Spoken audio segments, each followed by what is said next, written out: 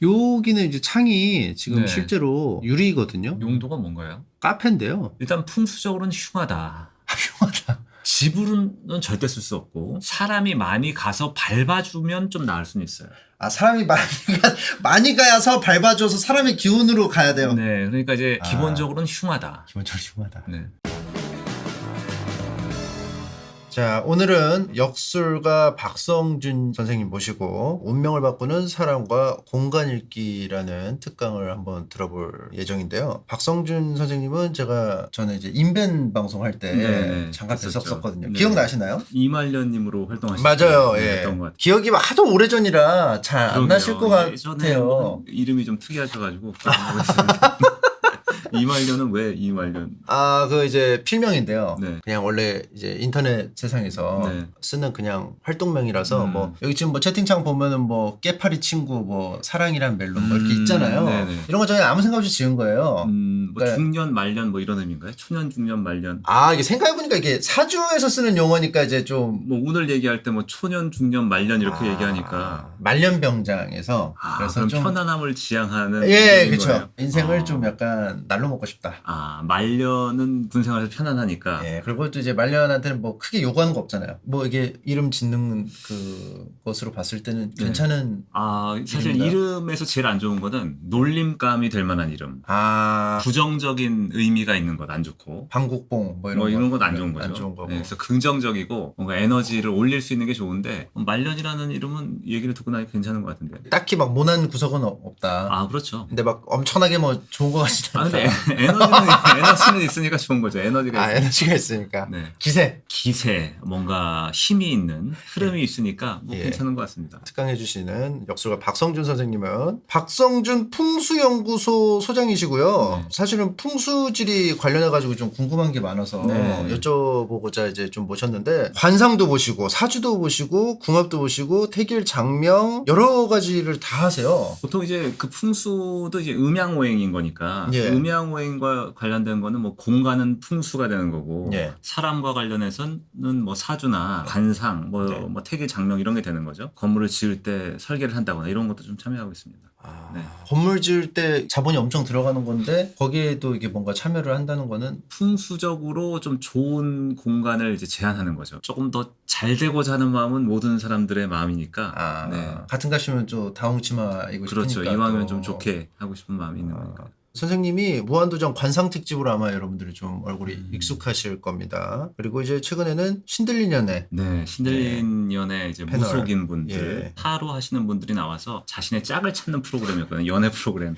그들은 짝을 어떻게 찾는가? 그러니까 이제 연애 프로그램이 극한으로 진화를 하기 시작했어요. 그렇죠. 이제 그냥 남녀만 만나면은 차별화가 안 된다는 거예요. 그러니까 이제 역술인들, 아까 말씀하셨던 뭐 타로 카드를 보시는 분들이나 뭐 무속. 사주 보시는 네네. 분들이나 실제로 뭐 신점을 보시는 분들이나 그렇죠. 모두 다 총동원돼가지고 서로 짝을 찾고 거기서 막 뭐 사주도 보고 또는 이제 신령님에게 물어보기도 하고 이러면서 내 짝이 맞는지를 찾아보는 거죠. 그런데 이제 자신의 도구로 운명의 짝을 찾지만 마음이 가는 건 좀 다를 수 있으니까 그 안에서 어떤 갈등 같은 것들이 나오는 게 이제 신들린 연애의 어떤 주된 내용이기도 합니다. 이게 신들린 연애가 이제 기획이 좀 재밌다고 생각했던 게 그거예요. 미래를 알 수 있다? 약간 이런 하는 느낌이 사람들이 있잖아요. 모여있죠. 그렇죠. 네. 근데 그런 사람들이 이론적으로는 이게 나 안 맞는데 마음이 갔을 때 어떤 행동을 할까가 좀 궁금하거든요. 그게 좀 재밌었던 것 같아요. 실제로 운명패라고 해서 내 짝을 운명적으로 찾았는데 마음이 가는 게 달라서 실제로는 마음이 가는 분들을 선택한 분들이 많았거든요. 아무리 그거에 사주나 뭐 신점이나 이런 거에 능통하더라도 네. 자기 마음을 이길 수가 없는 거네요. 그렇죠. 마음 가는 쪽으로 가서 결국 선택하는 경우들이 많았어요. 그럼 사실상 극단적으로 말하면 네. 몰라도 되네요. 어차피 결국 마음 가는 대로 갈 거. 근데- 머리만 번뇌만 생기고. 근데 이런 경우도 있었어요. 서로의 짝을 어떤 사람은 타로, 어떤 사람은 이제 무속, 어떤 사람은 이제 사주를 통해서 찾았는데 네. 자신의 도구로는 운명의 짝이 아니었지만 알고 보니 마음에 가는 대로 했던 짝이 타로로는 운명의 짝이 아니었지만 사주로는 궁합이 딱 맞았다거나 뭐 이런 경우들도 있었어요. 이게 다 다르죠? 네, 도구가 다르니까요. 그래서 선생님은 거기 이제 패널로 등장하셔가지고 네네. 보통 어떤 일을 하셨었나요? 거기서 이제 뭐 자문을 했고요. 실제로 인연이 맺어질 때 사주나 이제 명리적으로나 이제 타로나 운명적인 얘기들이 잘 이해가 안 되는 부분들을 이제 설명도 해드리고 그런 역할을 했었습니다. 이런 것도 있을 것 같아요. 이제 사주가 네. 제가 알기로는 이제 누구나 똑같이 데이터를 넣으면 똑같은 사주가 나오잖아요. 네. 그걸 이제 어떻게 해석하느냐로 알고 조금 있는데. 다를 수 있죠. 네. 근데 그게 해석할 때는 두루뭉술하니까 잘 몰랐다가 나중에 보니까 아 이래서 이런 게 나왔구나 하는 것들도 있을까요? 그런 것도 있죠. 왜냐하면 처음에는 자신의 사주에 대해서 잘 모르다가 살다 보면 이제 조금 나이가 들면 통찰력도 생기고 좀 이해력도 좀 생기면서 예. 안 보이던 것들이 좀 보이게 되는 거죠. 음. 근데 이제 사주를 제가 받아서 봤더니 무속인 사주랑 좀 비슷한 부분이 있더라고요. 제 사주요? 네. 아 제 사주가요? 영화 파묘에 자문을 하셨던 분과 일주 동물이 똑같았어요. 일주동물이라 하면 뭘까요? 일주 동물이라는 것은 태어난 날짜가 붉은 토끼로 태어나셨는데 날짜에 두 가지 글자거든요. 예. 팔자는 8개의 글자거든요. 예. 근데 날짜는 이제 두 가지 글자인데 그 일주라는 태어난 날짜에 두 개의 글자가 그분하고 이제 똑같았어요. 아 정묘. 말씀이신가요? 정묘는 이게 붉은색을 나타내기 때문에 활을 나타내기 때문에 붉은 기운이고요. 아. 묘는 토끼잖아요. 그래서 예. 붉은 토끼로 태어났다. 아. 이렇게 볼 수 있는 거죠. 물이 많아요, 이 사주에. 아 물이요. 네, 물이 많은데 물이라는 게 이제 관이거든요. 관. 관이라는 것은 어떻게 보면 명분, 관짝은 아니고요. 좋습니다. 오늘 그래서 역술가 박성준 선생님과 혹시 포켓몬은 아세요? 포켓몬? 포켓몬이 뭔가요?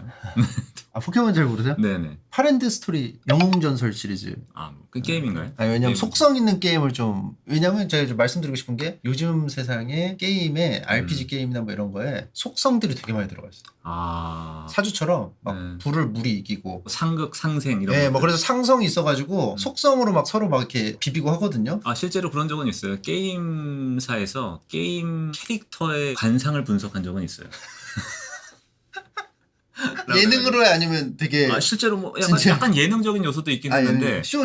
실제로 이제 캐릭터를 만들 때 관상적인 요소를 넣어서 하는 경우도 좀 있고 음양오행이라는 게 여러 군데 이면을 보면 많이들 들어가 있는 것 같습니다. 제가 제대로 들었는지 좀 확인을 좀 해보겠습니다. 게임사에서 신규 캐릭터를 만들었는데 네. 이게 좀 잘 될지 안 될지를 이 캐릭터가 호감일지 아닐지를 관상적으로 이제 부탁을 좀 드린 건가요? 기질이나 성향이 네. 어떤 성향인지 예를 들면 눈썹이 짙고 치켜 올라가 있으면 적극적이고 네. 개척적이고 주도적이고 눈썹이 거의 없다거나 코가 너무 작으면 자기 주장도 약하다거나 실속이 없다거나 이런 것들을 보는 거죠. 이제.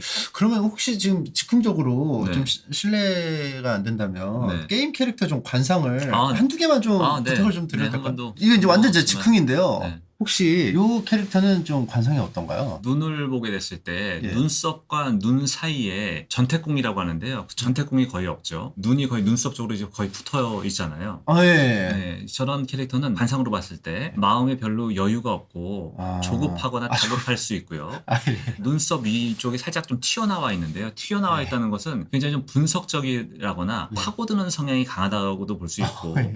눈이 약간 치켜 올라가 있으니까 적극적으로 용맹한 부분은 있긴 하지만 예. 눈동자를 보게 됐을 때 예. 전형적인 삼백안의 눈이라고 아 아래가 비어 있어요. 삼백안이라는 것은 눈동자가 살짝 위로 많이 붙어서 양쪽 좌우와 아래쪽 세 곳이 하얗다는 거거든요. 아. 삼백안. 이 삼백안은 흔히 얘기하는 잔인하고 범죄자의 상이라거나 자기가 원하는 것들을 위해서는 뭐든지 조금 할 수 있다거나 약간 이런 에너지니까 자기가 원하는 것을 하기 위해서는 적극적이긴 하지만 물불 가리지 않고 피눈물도 죽음을 두려워하지 않는다.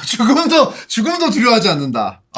그러니까 적극적이고 진취적이지만 그 안에서 좀 잔인한 구석도 잔인함도 있고 좀 있다. 비정한 부분도 있고 네. 그리고 심지어 그것을 죽음도 두려워하지 않을 정도로 극단적인 면도 있죠. 그리고 이제 코를 보게 됐을 때 코에 시작점인 산근이 예. 약간 가로주름이 있잖아요. 예, 가로주름이 이쪽에 네네. 네. 산근에 있는 가로주름은 일이 가다가 중도에 꺾인다거나 직업이 바뀐다거나 약간 이런 의미도 있기 때문에 윗입술이 얇고 아랫입술이 두껍잖아요. 예. 주는 사랑보다는 받는 사랑에 대한 욕망이 강하다. 주는 사랑보다는 받는 사랑에 대한 욕망이 강하다. 윗입술이 얇은 경우에는 뒷심이 약하고 지구력이 떨어진다. 이렇게도 볼 수가 있어요. 턱을 보게 되면 턱에 이제 세로 홈이 있는데요. 예. 세로 홈이 있는 분들은 특히 남자분들이 세로 홈이 있으면 책임감이 굉장히 강해요. 혹여 결혼 후에 바람을 피운다고 하더라도 예. 뭔가 그걸 수습하려는 움직임이 있어요. 그 새로운 여자에게도 생활비를 주지만 집안에도 생활비를 주는 것을 멈추지 않는 그런 책임감. 아, 그럼 아서스가 여자 문제가 좀 있었을 때는 있을 수도 있죠. 그런 식으로 하지만, 양쪽을 좀. 네, 뭔가 책임감이 있기 때문에 네. 지키려고 하는 그런 성향도 좀 있을 수 있을 것 같아요. 알겠습니다. 누구신가요, 이분이? 이분은 이제 그 아서스라고요. 네. 왕자예요. 게임에서 아. 능력이 있고 굉장히 그 진취적인 왕자인데 역병이 돕니다. 이제 침공이 와요. 언데드 군대로부터. 그래서 사람들이 막 알 수 없는 질병에 시달리니까 과감하게 자기 백성들 그 한 도시를 몰살시켜요. 왜냐하면 이게 퍼지면 안 되니까 과감하게 죽여버리는. 다 죽여버려요. 잔인함이 있네요. 예, 좀 잔인한 구석이 있고 네. 결국은 나중에는 이제 잘 해보려다가 어떻게 잘 안 돼가지고 강한 힘을 원하다가 빌런이 돼요. 의도는 악하진 않았는데 나중에는 이제 완전 영혼까지 악해지는 비운의 캐릭터죠. 예사로운 얼굴은 아니에요. 알겠습니다. 저런 얼굴이 현실에서 있다면 좀 거리를 두거나 피하고 싶은. 개인관상은 사실 처음이 아니라고 하셔가지고 네. 그래서 갑자기 좀 여쭤봤습니다. 아니면 역으로 네. 블리자드라는 게임 회사에서 만든 거거든요. 네. 블리자드에서 반상에 입각해서 캐릭터 디자인을 했을 수도 있네요. 약간 참고했을 수도 있죠. 그리고 사실 반상이라는 게 가만히 보면 인상의 영역도 좀 있는 거거든요. 누굴 만나실 때 어떤 사람은 좀 피하고 싶다거나 가까이 하고 싶지 않다거나 좀 친해지고 싶은 사람이 있잖아요. 약간 그 사람이 되게 쌀벌해서 피냄새가 나는 사람이 있어요. 그런 사람이 있죠. 예. 그래서 이제 관상에서 중요한 거는 첫 느낌에 딱 봤을 때 말씀하신 것처럼 좀 쎄하다거나 좀 악독한 느낌이 든다거나 예. 뭔가 배신할 것 같은 느낌이 것 든다거나 같은 느낌. 좀 음하다거나 약간 예. 이런 느낌이 드는 얼굴들은 좀 피하는 게 좋죠. 되게 느낌적인 게 사실은 이제 실제적으로 이유는 있는데 그거를 이제 본능적으로 느끼는 거죠. 그렇죠. 그래서 침착맨님의 사주를 봤을 때도 뭔가 받아들이는 것들이 굉장히 강한 면이 있기 때문에 창의적이거나 느낌 직감이나 영감이 좀 발달할 수 있다. 이렇게도 좀 해석할 수가 있습니다. 알겠습니다. 자, 이렇게고요. 네. 오늘은 이제 운명을 바꾸는 사람과 공간 읽기라는 주제로 좀 얘기를 해보려고 하는데요. 네. 운명을 바꾸기 위해서는 우리가 동양 철학에서 얘기할 수 있는 건 천지인이거든요. 네. 천이라는 것은 시간, 시간을 달리 써야 되고 나를 알아야 되고 진은 공간이에요. 풍수적인 공간. 네. 천은 시간, 진은 공간, 인은 사람인데 이것들을 잘 알고 이해해야 자신의 운명을 넘어설 수 있다 이렇게 볼 수 있을 것 같아요. 네. 서양에서는 뭐 물불 공기 흙이라는 아리스토텔레스의 사원소를 우주 만물의 근원으로 봤다면 동양에서는 목화토금수라는 나무, 불, 흙, 바위, 물 이것을 이제 음양 오행으로 보거든요. 네. 그런데 이것에도 이제 상생과 상극이 있습니다. 영화 파묘에서도 이제 뭐 상생 상극에 대한 얘기가 나오는데요. 나무는 타서 불이 되죠. 그러니까 나무는 불을 생해주니까 목생화라고 얘기해요. 생한다는 게 나무가 이제 불로 된다는 거죠. 나무가 타서 불을 도와준다. 불을 도와준다. 네, 그런 개념인 거죠. 그리고 이제 서포트. 그렇죠. 불은 타서 이 재가 땅이 되니까 화생토라고 얘기하고요. 토생금이고 예. 금생수. 물은 나무를 자라게 하니까 수생목이라고 얘기해요. 근데 이게 또 약간 나무도 쌓이면 땅이 되지 않나요? 좀 바로 재로 안 가고? 나무가 다이렉트하게. 근데 이제 나무가 재가 되려면 열기가 조금 있어야 되거든요.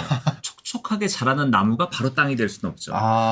건조해지거나 마른 과정이 있다는 것은 화라는 불이 있기 때문에 토가 될 수 있는 거거든요. 예. 그래서 이것이 이제 상생의 개념인 거고요. 예. 상극의 개념은 나무는 땅에 뿌리를 내리잖아요. 그럼 상극이면 땅이 괴로워하는 거예요, 그러면? 괴로워한다고도 볼 수 있을 것 같지만 극하는 게 또 나쁜 것도 아니에요. 그래서 나무는 땅에 뿌리를 내려서 목극토라고 얘기하고요. 목극토. 그리고 땅은 물의 흐름을 막아요. 그렇기 때문에 토극수라고 얘기하고 예. 이것이 이제 오행의 상생과 상극인데 그래서 인연을 만날 때도 상생이 좋다고도 얘기할 수 있고 때로는 상극이 좋다고도 얘기할 수 있고 이런 거기 때문에 상극은 반드시 나쁘고 상생은 반드시 좋다 이런 것도 아닙니다. 그래서 우리가 사주 팔자라는 것은 보게 되면 어떤 아이가 2013년 만약에 5월 7일 밤 9시 50분에 태어났다면 이 생년이라는 두 글자 계사년, 예. 생월이라는 정사월, 생일이라는 개유일 그리고 해시에 태어났기 때문에 9시 50분이 개해시가 되기 때문에 8개의 글자가 있어서 팔자라고 얘기하고 생년, 생월, 생일, 생시에 4개의 기둥이 있어서 사주라고 얘기하는 거거든요. 기둥주자예요. 네. 사주, 팔자. 네. 기둥마다 2개씩 있으니까 글자가. 네. 예. 그래서 이 팔자의 에너지를 보고 그 사람의 기질이나 성향이나 인생을 선택할 때의 기준이나 대응하는 어떤 근본을 알 수가 있는 거고 그리고 이 사주 팔자에 따라서 이 사람이 밥그릇인지 국그릇인지 반찬그릇인지 대충 정해지는 거거든요. 예. 밥그릇에 반찬을 담으면 좀 어색한 것처럼 나에게 잘 맞는 밥이라는 그릇을 정성껏 많이 담을 수 있느냐는 또는 운이나 예. 자신의 노력에 따라서 달라질 수 있는 부분도 있다 이렇게 보시면 될 것 같아요. 그리고 이제 사주팔자를 떠나서 이제 관상을 보게 됐을 때 우리가 얼굴을 보게 되면 관상을 볼 때의 몇 가지 방법이 있는데 첫 번째는 눈, 코, 입, 귀에 생김새가 관상적으로 좀 잘 생겨야 되는데 예를 들면 코가 너무 들려 있으면 돈이 나가거나 비밀이 곽튜브. 색이 곽튜브 아세요? 네네. 방송 한번 같이 한 적이 있었는데. 아 그래요? 코가 네. 들리면 어떻게? 코가 들리면 돈이나 비밀이 새기 쉽다. 약간 비밀이 이런 새는구나. 얼굴이죠. 그럼 비밀 얘기하면 안 되겠네요. 그리고 저 여자 관상책처럼 생겼어요. 관상책처럼요. 여기 관상 이거 예시 사진 같이 생겼어요. 네네. 이 얼굴을 보게 되면 제일 중요한 게 이제 전체적인 균형이 중요하거든요. 눈썹 또는 코끝, 턱까지의 네. 초년, 중년, 말년의 이제 균형이 좋은 거니까 이마가 너무 좁거나 네. 이런 것보단 전체적으로 균형과 조화가 좀 맞아야 되는 거고 오른쪽 사진 보시면 1번의 관록궁, 이마에 관록궁이라고 있잖아요. 아 여기 있네요. 예, 여기. 관록궁은 명예를 나타내는 거예요. 명예 자리. 명예. 이쪽이 홍윤색으로 빛나면 뭐 승진한다거나 합격한다거나 이렇게도 볼 수가 있는 거고 적색이나 흑색을 띌 때는 그 반대의 개념으로도 볼 수가 있는 거예요. 아 그럼 이게 뭐 색깔이라는 건 실제 우리가 보는 그 색깔을 말씀하시는 네, 거예요? 안에서부터 나오는 기색, 찰색이라고 얘기하거든요. 아, 그래서 얼굴의 색도 좀 잘 보실 필요가 있는데 저 근데 11번 남녀궁 여기 있죠. 네네. 여기에 검버섯 생겼어요. 여기 다른 그 데인가? 정도는 뭐 그 정도는 괜찮습니다. 그 정도 좀 괜찮아요? 아래쪽이니까 괜찮고 그러면은 만약에 뭐 색깔이 뭐 빛나면은 이게 되게 좋다고 하셨는데 네. 건강이 안 좋아져서 얼굴이 이제 음. 전체적으로 흑빛이 되면 영향을 받을 수 있을까요? 그 낯빛에? 또 낯빛에 영향을 좀 받을 수 있긴 하죠. 그래서 어떻게 보면 좀 건강하고 척박하거나 쩍쩍 갈라지지 않는 피부를 만들기 위해서 좀 촉촉하게 관리하고 이런 것도 관상적으로 좀 좋다고 볼 수 있어요. 아 그래요? 그러면 뭐 얼굴을 자꾸 이렇게 돈을 많이 들여서 얼굴 관리를 해가지고 낯빛을 좋게 하면 좀 그런 것도 관상적으로 좀 좋겠네요. 좋을 수는 있는데 사실 너무 많은 뭐 필러를 쓰거나 수술을 하게 되면 관상을 볼 수 없는 얼굴이 되는 거거든요. 그러면 이제 선생님이 관상을 딱 보시다가 더 이상 관상으로 판단하기가 힘든 상태입니다, 손님. 그렇게 얘기할 수도 있죠. 왜냐하면 네. 어떤 분은 뭐 돌려깎기를 하신 분도 있을 수 있고 앞트임도 하시고 뒤트임도 하시고 하시고. 코도 하시고 뭐 이렇게 되면 전체적으로 얼굴이 좀 달라지거든요. 그 사람의 근본적인 얼굴이 아닌 거니까. 근데 선생님은 딱 보면 아세요? 앞 턱구, 뒤 턱구나. 얼굴을 가만히 보면 좀 부자연스럽게 그런 분들이 계세요. 코를 올리면서 앞트임을 해서 눈과 눈이 좀 몰렸다거나. 근데 당사자가 아니요 안 했는데요? 만약에 이런 그런 경우는 거의 없어요. 왜냐하면 와서 자신에 대한 것을 알고 싶기 때문에 다 했다고 말씀하세요. 정확한 데이터를 네네. 제공하려고 하지. 네네. 그걸 막 이 앞에서까지 막. 속이려고 하진 않으세요. 알겠습니다. 그래서 뭐 관록궁 얘기도 나오고 와잠 얘기도 있고 초년, 중년, 말년이라고 해서 눈썹이 초년, 네. 코끝까지가 중년, 턱까지가 말년 이렇게 보게 되는 거죠. 그리고 이제 눈썹과 눈썹 사이의 미간은 명궁이라고 얘기해서 좋은 기운을 받는 자리니까 여기가 깨끗하고 세로 주름이 없는 게 좋으니까 이쪽을 잘 관리하시는 것도 좀 중요하다고 볼 수 있을 것 같아요. 근데 이게 여기가 깨끗하다는 게 네. 뭐 아무것도 없는 게 좋은 거예요?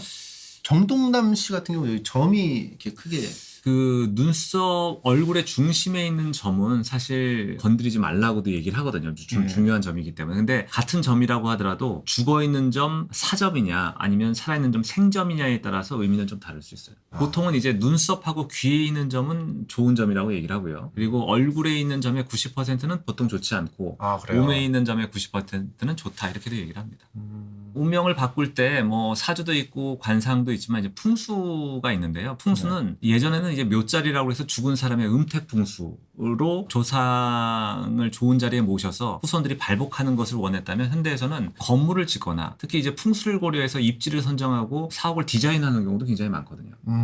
데이비드 베컴의 딸 하퍼의 방도 풍수적으로 디자인한 것으로 알려져 있고 풍수가 다양한 분야에서 많이 활용이 되고 있습니다. 선생님이 혹시 그 베컴 씨의 딸 방을 좀 해주셨나요? 그건 아닙니다. 그건 아닌데. 다른 풍수학자가. 네네. 그래서 풍수는 건물을 짓거나 부지를 선정하거나 디자인을 하는데도 많이 활용이 되고 있다. 보통 이제 집을 가보면 집이 이렇게 방치돼 있고 쌓여 있고 이런 집들이 많은 것 같아요. 근데 이제 풍수 인테리어의 기본은 쓰지 않는 물건을 버리고 남은 물건의 정리정돈을 잘하면서 채광과 환기 통풍이 잘 되는 환경을 만드는 게 중요하거든요. 근데 보통 집들 가면 다 저렇게 정리가 안 돼 있는 것 같아요. 채팅창을 보면요. 네.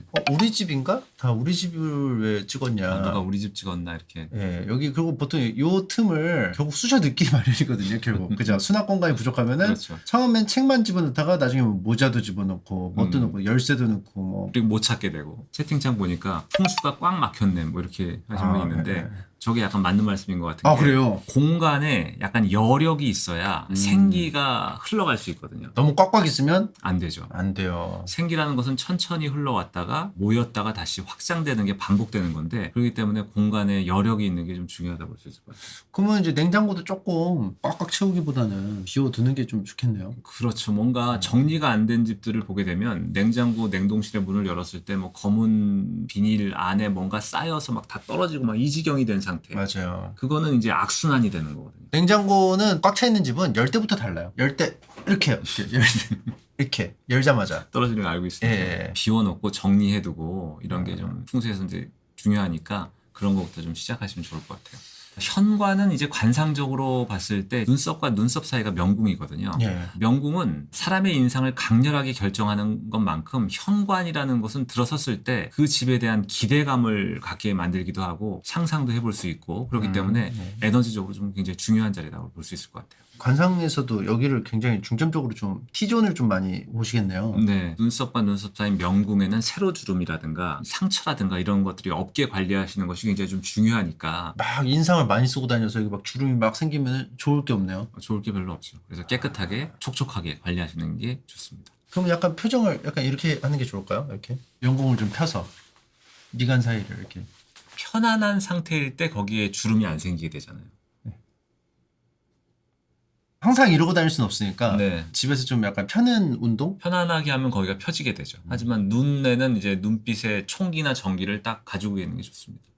알겠습니다. 눈은 또렷하게. 네. 그래서 현관에서 중요한 풍수의 키워드는 밝아야 되고요. 설계를 하실 때 현관이 너무 집에 비해서 커서도 안 되고 작아서도 안 돼요. 균형이 맞아야 되고요. 환기가 잘 돼야 되고 거울 같은 것도 있으면 좋고 그리고 신발은 신 것 이외에는 조금 수납해서 깨끗하게 해두시는 게 좋습니다.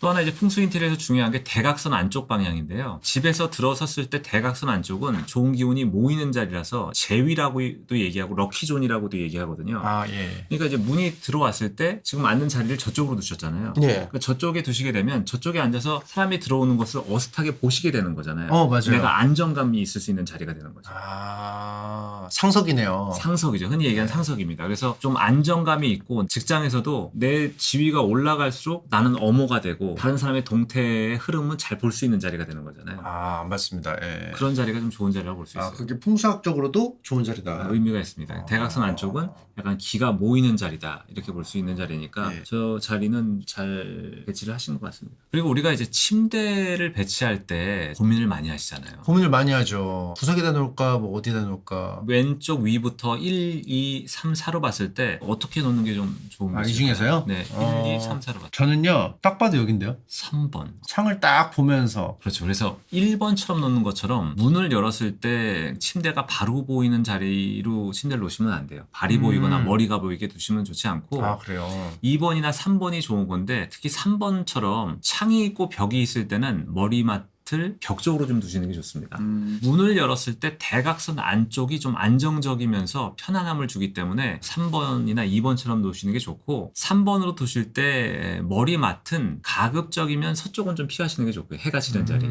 저 공교롭게도 어저께 상석 알아보기로 했거든요. 상석 알아보기. 예, 뭐 어른들하고 있을 때 네네. 어디가 상석인지 입구에서 바라볼 수 있으면서 먼 쪽이면서 창가를 볼 수 있는. 아, 그러면 너무 좋죠. 이렇게 X처럼 돼 있는 걸로 두시면 안 좋은 거죠. 삐딱하게 놓으시는 분도 계시는데요. 예리한 각이 생겼다는 것은 음한 기운, 떨어지는 에너지이기 때문에 저렇게 두지 마시고 문을 열었을 때 바로 보이는 데는 침대를 두지 않는 게 좋습니다. 이렇게 놓는 사람도 있었나요? 네, 예전에 이제 연예인 분이 집에 저렇게 이렇게 두신 넣어요? 분이 계셨는데 저렇게 되면 이제 관리도 안 되고 먼지도 쌓이고 뭔가 좀 불안정하고 이렇기 때문에 안정감도 없어서 좋다고는 볼 수 없을 것 같아요. 혹시 이유를 물어보셨었나요? 그냥 들어가서 문 열자마자 바로 몸을 던지기 좋아서 저렇게 놓으셨다고 얘기를 하셨는데 열자마자 바로 직선 코스로 네. 가장 짧은 코스로 해서 누울 수 있게.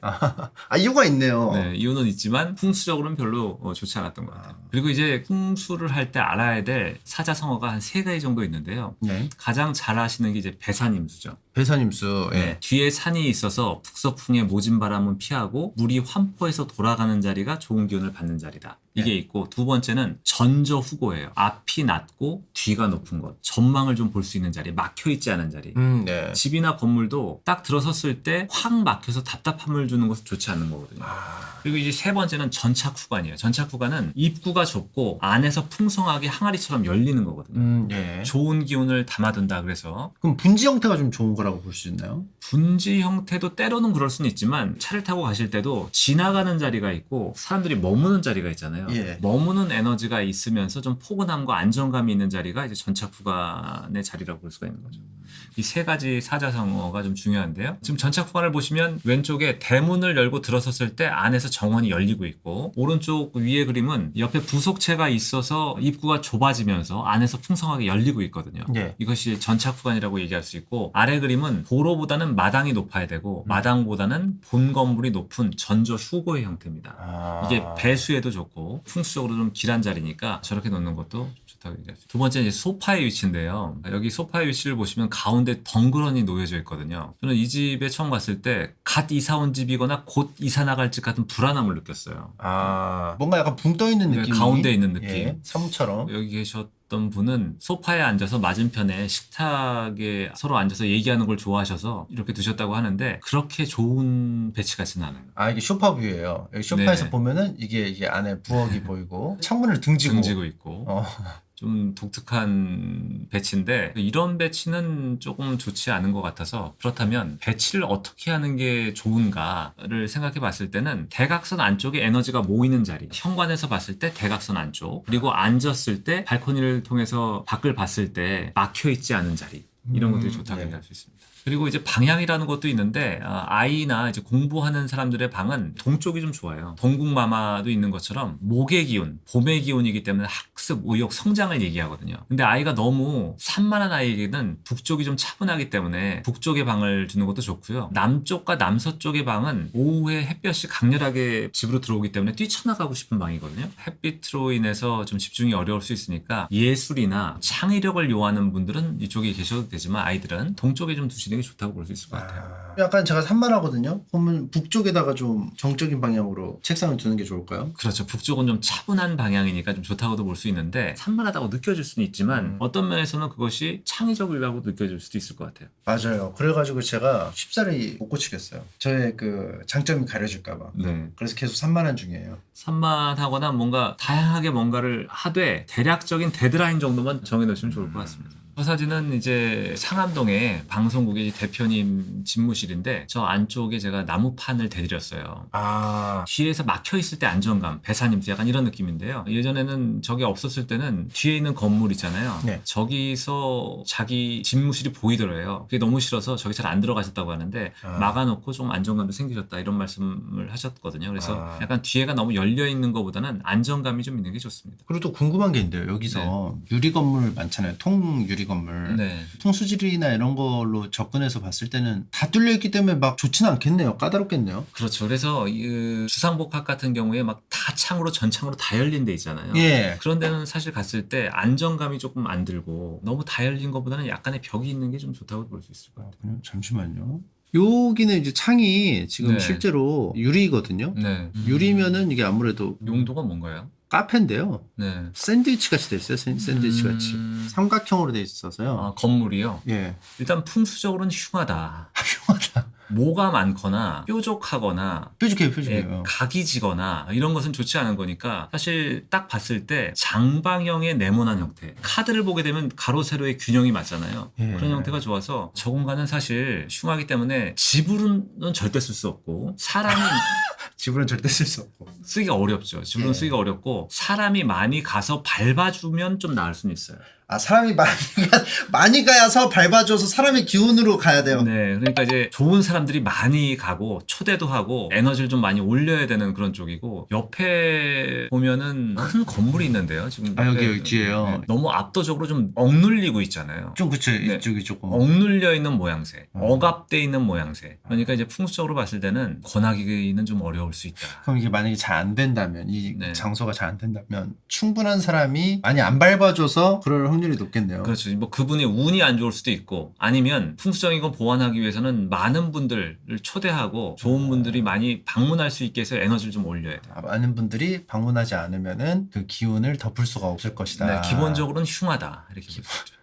기본적으로 흉하다. 네. 알겠습니다. 권하기 어렵다 이렇게 볼 수 권하기 있어요. 어렵다. 네. 근데 그렇다고 해서 뭐 100%다 막 나쁠 수는 없고 그런 건 아니죠. 뭐 상대적으로 조금 덜 좋은 곳인데 어떻게 하기에 따라서 그래서 다르다. 만약에 삼각형이라면 이제 코너 이런 곳에 뭐 관엽식물을 많이 둘 수도 있고 따뜻한 에너지를 좀 많이 할 수도 있고 이런데 거의 창으로 열려 있기 때문에 이게 공간적으로 안정감보다는 거기 들어서게 되면 내가 보호받고 있다는 느낌이 안 드는 공간이거든요. 일단은 한강을 중심으로 조금 풍수를 조금 더 설명을 드리려고 하는데요. 예. 세계적으로 이제 선진국의 수도를 보게 됐을 때 그 수도를 가로지르는 강이 일직선으로 확 가는 경우는 거의 없어요. 저렇게 예. 굽이굽이 흘러가거든요. 예. 한강도 마찬가지입니다. 예. 광진구를 감싸 안고 청담동을 지나서 W 모양으로 흘러가고 있는데 저렇게 물이 들어와서 감싸 안는 자리가 좀 좋은 자리라고 볼 수 있어요. 근데 예. 이제 밑에 보시면 낙수장이라는 건물인데요. 미국의 건축가 프랭크 로이드 라이트가 지은 건물인데 여기요? 아래쪽에 이제 물이 흘러가고 있죠. 여기요. 예. 네, 일부러 이제 수맥을 놓은 것처럼 밤마다 공명 소리가 들리고 잠이 오지 않아서 집으로 쓰려고 하다가 이제 기념관으로 쓰고 있다고 해요. 사실은 이제 수맥이 흐르고 있으면은 네. 싫어하는데 일부러 찾아서 저분은 이제 뭐 수맥에 대한 개념 없이 그냥 자연의 어떤 느끼고 싶다. 네. 계곡을. 근데 이제 물이 너무 세차게 몰아치는 것도 좋지 않은 거니까 그런 것들은 좀 피하시는 게 좋죠. 양택이라고 하는 것이 우리가 사는 집인데요. 양택서 중에서 가장 오래된 황제택경이라는 책이 있어요. 거기에 오허 오실이라는 것이 있는데 예. 현대적으로 좀 잘 맞지 않는 부분이 있을 수도 있지만 좀 참고하기 위해서 보면 오허 좋지 않은 5가지는 큰 집에 사람이 너무 적게 사는 것도 별로 좋지 않다고 봐요. 그래서 대택소인이라고 얘기하는데요. 예. 사람의 손이 미치지 못하는 공간이 있어서 널브러져 있으면 흉한 거기 때문에 사람이 좀 많이 있는 게 좋은 거죠. 그 사람 수에 걸맞는 공간을 써야 된다. 그렇죠. 그리고 이제 소택 대문, 작은 집에 대문만 너무 큰 것은 과시적이죠. 그래서 허하죠. 흉액이 침범하기 쉽다 이렇게 볼 수가 있을 것 같고 담장이 튼튼하지 못하거나 또는 주택에서 큰 나무가 너무 무성해서 대지가 감당을 못하는 경우도 마당의 힘이 딸리기 때문에 좋지 않은 거고요. 그리고 넓은 택지에 너무 작은 집도 좋지 않은 거니까 균형도 중요하다고 볼 수 있을 것 같아요. 좋은 것은 작은 집에 사람이 많이 살고 큰 그래요? 집인데 문이 좀 작을 때 담장이 이제 튼튼하고 남양집의 동대문이면 가와에 망사 형통한다 이렇게 얘기할 수 있는 집이니까 좋다고 얘기할 수가 있죠. 저는 작은 집에 또 사람이 너무 많으면 또 별로일 거라고 생각했는데 또 그렇지도 않네요. 답답할 정도로 많은 것은 아니고 적당히 각 공간이 기능과 역할을 할 수 있게 아무런 역할도 없이 그냥 비어 있으면 안 된다 이런 의미로 해석하시면 될 것 같아요. 작은 집에 대문만 클 경우는 네. 제가 이제 떠오르는 게 있는데 찾아보려고 했지만 네. 못 찾았습니다. 게임에 있는 예, 게임에 있는 어떤 집을 하나 보여드리려고 하는데요. 네. 그래서 과거에는 이제 풍수가 산을 등지고 물을 바라보는 배산임수 형태 좋다고 얘기를 했는데 현대 예. 풍수에서는 건물을 산으로 봐요. 뒤에 뭘로 막기만 하면 되니까. 네, 약간 막혀있는 안정감. 예. 그리고 도로를 물로 보기 때문에 그런 면에서 약간 도로가 있고 특히나 이제 뭐 사옥이나 집을 선택할 때 영구적인 조망을 좀 생각하시면 좋을 것 같은데요. 옆에 주차장이 있다거나 예. 아니면 공원이 있다거나 이런 것들은 내가 영구적으로 조망을 가져갈 수 있는 거니까 그것은 좋다고 얘기할 수 있죠. 왼쪽을 보게 되면 왼쪽은 저쪽 라인에서 보게 되면 도로가 쭉 달려오는 모양새잖아요. 달려오고 있어요. 예. 네, 도로충이니까 저런 자리는 좀 피하는 게 좋다 이렇게 볼 수 있는 거죠. 도로축이요? 도로충이요. 충. 부딪히는 에너지. 도로충. 네. 아우 도로충. 여기 지금 막 차들이 막 계속 도로가. 네, 들어오는 자리 이런 것들 좀 피하는 게 좋겠죠. 인도 같이 작은 뭐 도로는 상관없습니다. 좀 큰 도로들이 있는 건 좋지 않으니까 그림 같은 거를 선택할 때도 우리가 뭐 풍경화, 연꽃, 잉어, 뭐 사과 저런 걸 두시는 것도 좀 괜찮지 않을까 싶습니다. 그림은 너무 많이 두면 별로인가요? 네, 그냥 에너지적으로 좀 밝은 에너지, 따뜻한 에너지를 줄 수 있는 건 좋으니까 좀 음하다거나 흉측한 그림이 있는 것들은 좀 피하는 게 좋으니까 그런 것만 좀 주의하시면 될 것 같아요. 코난 같은 거 막 코난 아세요? 김전일이나 거기 보면은 대저택하면 되게 막 기괴한 그림이 엄청 큰 게 딱 들어가자마자 막 이건 뭐야 막 하면서 이제 하는 그런 도입부들이 있거든요. 네, 너무 기괴하거나 흉한 거는 좋지 않은 거죠. 네. 보통 그런 이제 기괴한 그림은 항상 보면은 덧그린 거예요. 그래서 이거 뜯어보면은 거기에 막 되게 히스토리가 있는 그림이 또. 네. 다음으로 넘어갈까요? 마무리가 된 것 같아요. 풍수적인 내용까지. 알겠습니다. 제가 이제 사실 스튜디오에 돌사자상을 좀 놓고 싶었어요. 앞에 들어오는 입구에요. 해태상 같은 거. 멋있잖아요. 네. 아니면 뭐 용, 두꺼비 뭐 이런 거 놓고 싶은데 그 효과가 있나요? 사옥 같은데 그런 것들을 두는 경우들이 좀 있긴 한데 네. 너무 크지 않게 양쪽에 두시는 거는 의미도 있을 것 같아요. 근데 굳이 얘기한다면 뭐 해태상보다는 두꺼비상이 좀 더 어울리지 않나 생각이 좀 들어요. 해태상은 이제 화기라는 불의 에너지를 좀 얘기하는 거고 두꺼비상 이런 것들은 물, 재물 이런 것들을 의미하기도 하기 때문에 몇 마리가 좋을까요?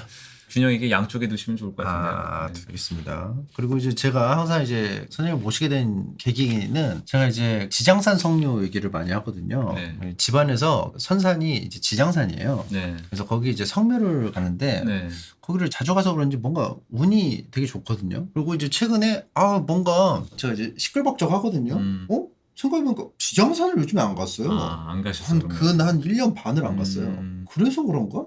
라는 생각을 했거든요. 이게 연관성이 있을까요? 선산이 굉장히 음택 풍수적으로 좋은 곳이라면 영향을 받을 수 있다고 봐요. 그래요? 네, 이제 음택 풍수거든요. 혹시 그 조상신이 노하거나 뭐 그런 경우도 있을까요? 풍수지리를 떠나서? 조상신이 노했다. 예. 그거는 뭐 무속적인 얘기긴 한데 네. 정성껏 모시는 건 중요한 거니까 네. 그렇게 하시는 거는 뭐 좋을 것 같습니다. 또 이제 여쭤보고 싶은 게 저희 스튜디오의 위치가 네. 풍수지리학적으로 좀 어떤가요? 점수를 매겨보신다면요. 뭐 잠실, 송파 이런 지역은 이제 수기가 많은 지역이거든요. 물의 기온이 많은 지역. 에너지적으로 봤을 때는 뭐 괜찮은데 공간 내부적으로 봤을 때에 조금 아쉬운 점이 있었어요. 예. 아까 대택 소위는 흉하다고 말씀드렸잖아요. 맞아요. 예. 너무 큰 집에 사람이 적은 것도 좋지 않은데 공간이 아무런 역할과 기능을 하지 못하고 약간 방치되어 있는 공간이 좀 있으신 것 같거든요. 맞아요. 예. 4층이 지금 휴식 공간인데 잘 쓰진 않아요. 3층에서 뭔가 일을 하면 4층에서 뭔가 쉬려고 했는데 여기서 쉬어요.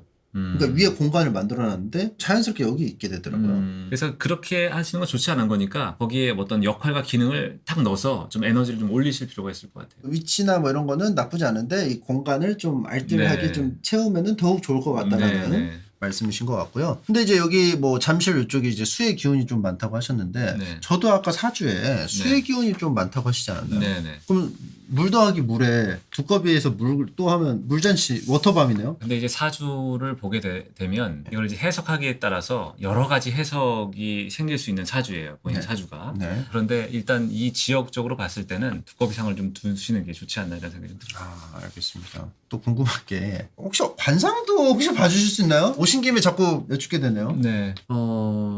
일단은 관상에서 봤을 때 이마가 좋으신 것 같아요. 이마. 이마 좀 이어볼 수 있을까요? 이마가 점점 넓어지고 있거든요. 네. 눈썹을 보게 되면 눈썹이 좀 짙으면서 조금 이제 약한 거는 얼굴에 비해서 콧대가 조금 약해요. 코가 이제 재배궁이라서 중요한데 코가 얼굴을 전체적으로 중심을 잡고 관장하고 있어야 되는데 그 부분이 좀 약한 부분이 있어서 좀 아쉽긴 하다. 이렇게 볼 수 있고. 쓱 지나가요. 쓱. 창의적일 수는 있지만 산만하게 흩어지는 에너지가 있으니까 그걸 좀 잡아두셔야 되는 거죠. 그렇습니다. 그럼 무한도전 그 관상 특집 때처럼 조선시대 태어났다면은 어떤 신분으로 태어났을 것 같은 상일까요? 제가 봤을 때는 기생에 가까운 것 같아요. 기생. 기생은 여잔데 일단은 기생적인 기운이 강한 것 같아요. 기생인데 얼굴은 그리 예쁘지 않지만 끼가 많아서 얼굴의 한계를 극복하는 기생. 되게 디테일하네요. 기생인데 얼굴로 하는 기생이 아니고 끼 부려가지고 어떻게든 돌파하는 기생. 끼가 과다하다. 끼가 과다하다. 끼가 과다함으로 인해서 자신의 얼굴의 한계를 극복하는. 그리고 이제 얼굴을 봤을 때 이제 어떻게 보면 콧망울과 눈빛에서 힘이 좀 약하거든요. 맞아요. 총기가 좀 약하다. 총기가 약하고 기색이 좀 약간 탁한 부분이 있기 때문에. 그런 부분 때문에 조금 아쉬움은 있지만 그것을 끼로 돌파한다. 과다한 끼와 욕망으로 극복한다. 욕망까지. 남자로 태어난다면은 광대인가요? 그러면? 끼를 발산하는 직업이니까 뭐 광대가 좀 어울리는 것 같습니다. 근데 얼굴로 이렇게 하는 건 아니고 끼와 욕망으로 얼굴의 한계를 극복한다. 오늘 선생님 너무 감사드리고요. 특강 한번 맞춰보려고 합니다. 오늘 소감이 어떠신지 한번. 오늘 뭐 초대해 주셔서 재밌게 뭔가 얘기를 해봤는데 나중에라도 궁금하신 거 있으면 알겠습니다. 손주 선생님 모시고 풍수지리 수업 들어봤습니다. 저희는 이만 물러가 보도록 하겠습니다. 안녕히 계십시오. 감사합니다.